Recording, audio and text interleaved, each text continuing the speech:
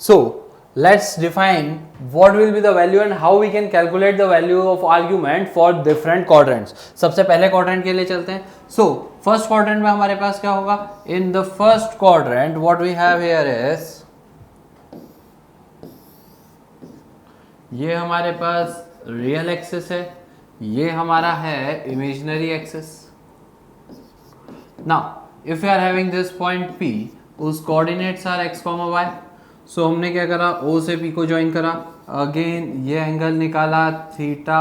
So argument of z और amplitude of z और angle theta को देने के लिए हमने बोला कि we are having this as x and this is y.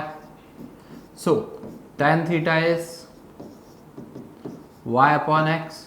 So directly we can say theta is tan inverse of y upon x. So हमारे पास थीटा की वैल्यू कितनी हो जाएगी?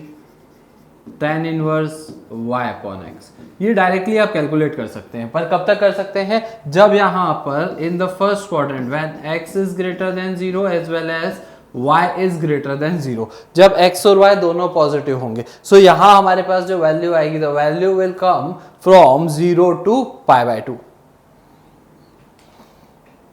तो अगर हम फर्स्ट क्वाड्रेंट की बात करते हैं तो फर्स्ट क्वाड्रेंट के अंदर आपको और किन किन चीजों का ध्यान रखना है? सबसे पहली चीज, जो हमारे पास आर्ग्यूमेंट ऑफ z आ रहा था उसकी वैल्यू 0 से लेकर तो π/2 तक आएगी. अब हम डिफाइन कर लेते हैं कि ये π/2, 0 इन सब की वैल्यूज कब कब आनी. सो हमने बोला theta is tan inverse of y upon x. So if y is equals to 0, then this implies that theta equals to tan inverse 0.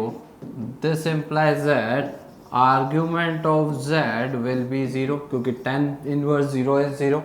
But ये y equals to 0 represent क्या कर रहा है? मेरा complex number था, we were having the complex number as x plus iy. So when y is equals to 0, we are left with only x. So y equals to 0, that is if z is purely real. तो z यहां पर purely real होना चाहिए and जो x है वो positive होना चाहिए, तभी जाकर हमारा पॉइंट यहां लाई करेगा. अगर x नेगेटिव होगा तो पॉइंट इधर लाई करेगा. In that case our value will be pi. But अभी हम उस पर चलेंगे, अभी हम पहले यहां देख लेते हैं. Secondly, if we are talking that if point lies here then what? So for that x will be 0. If x is equals to 0, then theta will be tan inverse of y upon 0. So this implies that जो argument of z होगा ये हमारे पास that will be π/2.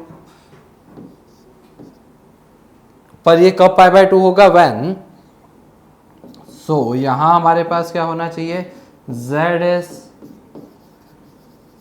Purely imaginary and जो उसका imaginary part है y, वो भी positive होना चाहिए. y नेगेटिव हो गया तो यहां आ जाएगा पॉइंट. हम बात कर रहे हैं इस पॉइंट की और इस पॉइंट की. इस पॉइंट के लिए y 0 होगा, इस पॉइंट के लिए x 0 होगा. जब x 0 होता है और y पॉजिटिव होता है देन आर्ग्यूमेंट इज π/2 एंड जब x कुछ पॉजिटिव वैल्यू है एंड y 0 है देन आर्ग्यूमेंट इज 0.